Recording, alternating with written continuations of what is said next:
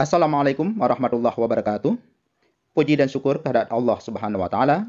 Selawat dan salam kepada junjungan besar Nabi Muhammad sallallahu alaihi wasallam beserta keluarga dan sahabat beliau sekalian. Selamat berjumpa kembali di channel Materi BBM.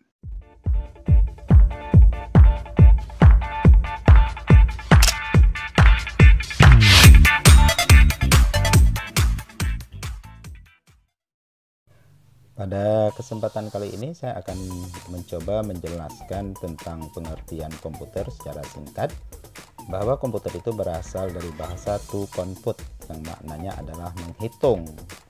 Nah, di sini saya juga menginformasikan bahwa komputer itu memang tidak pernah bohong ya dengan hitungan-hitungan apa yang sudah kita proses.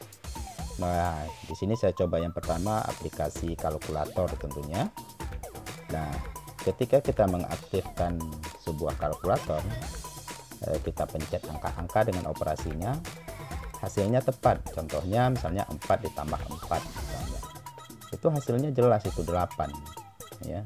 Jelas hasilnya adalah 8. Nah, begitu juga misalnya 2 ditambah 2. Nggak pernah melenceng daripada hasilnya 4 sampai kapanpun. Nah, terus misalnya 3 dikali 3 misalnya, hasilnya itu jelas 9. Sampai kapanpun memang 9 tidak akan pernah berubah. Nah, cuman sayangnya kalau kita itu setelah dikasih sebuah aturan, kadang-kadang kita suka kita selewengkan.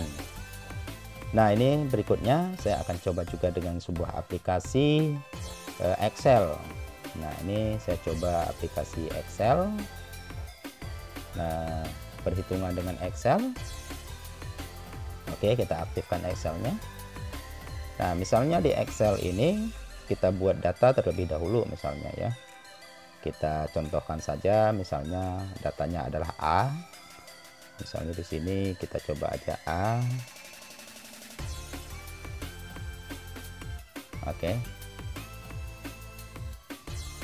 Terus data yang kedua adalah B, terus hasilnya. Nah, berikutnya kita isi di A itu adalah dalam bentuk angka-angka. Misalnya kita coba saja angka 1 yang lebih mudah saja, angka 1. Ini hanya sekedar contoh saja. Terus angka 2, terus berikutnya 3 saja. Nah, terus berikutnya di sini untuk data B misalnya 4, terus 5 dan 6 gitu. Nah, 5 6. Nah, terus apa hasil dari sebuah proses ketika kita menjalankan proses? Misalnya di sini kita ambil data A1 yang ada di A4 itu. Nah, misalnya kita kali misalnya dengan 4. Ini mestinya harus 4 isinya.